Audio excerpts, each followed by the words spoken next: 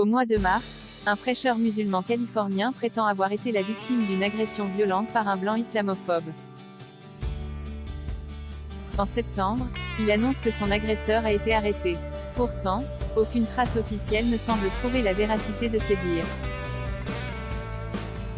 À notre époque, le statut de victime a tellement d'importance dans les guerres de propagande que certains individus ont recours à des mises en scène non seulement pour attirer la sympathie de leurs collègues idéologiques, mais aussi pour accuser leurs adversaires idéologiques d'être des oppresseurs violents.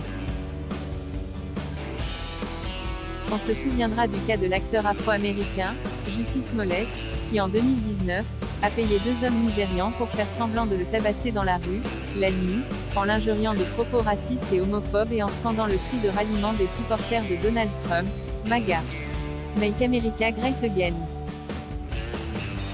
La nouvelle a provoqué un mouvement d'indignation dans les médias de gauche et le gratin hollywoodien qui ont dénoncé les violences racistes des Blancs, surtout trumpistes. Pourtant, une enquête par la police a découvert la supercherie.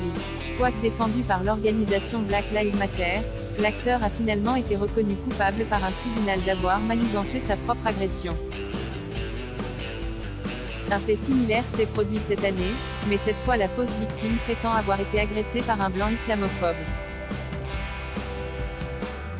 Le 24 mars, un imam de San Diego en Californie, Uthman Ibn Farouk, poste une vidéo sur sa chaîne YouTube, qui a 303 000 abonnés et la vidéo 417 000 vues, où il raconte comment il a été insulté, agressé, terroriste, et même poignardé à l'estomac par un homme portant un masque anti-Covid et une casquette de baseball.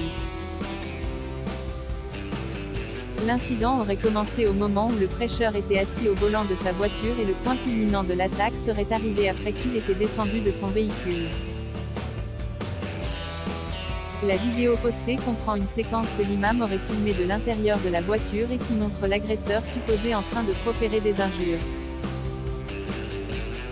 Au cours de son récit de l'attaque, le prêcheur expose ce qui semble être un pansement sur son ventre.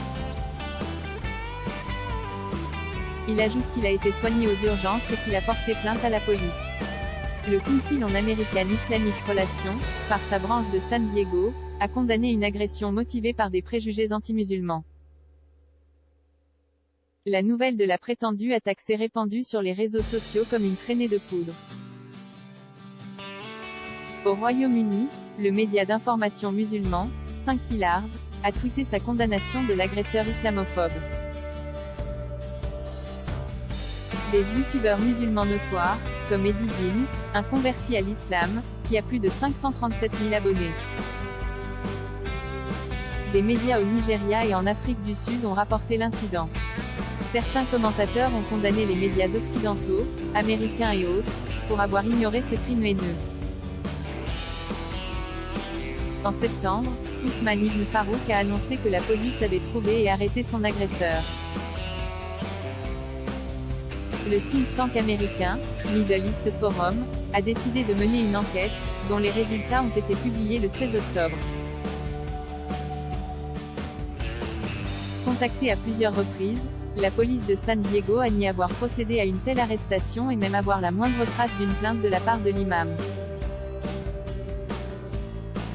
Puisqu'aucune plainte n'a été déposée, le prêcheur ne court aucun risque d'être condamné comme Jussie Smollett l'a été. Pourtant, son exemple montre que, quand les enjeux politiques et sociaux sont importants, il faut toujours se méfier des fausses victimes. Zora Bitan, une grande girl made in France price, 19,90 € 9 USD et new available from 19,90 €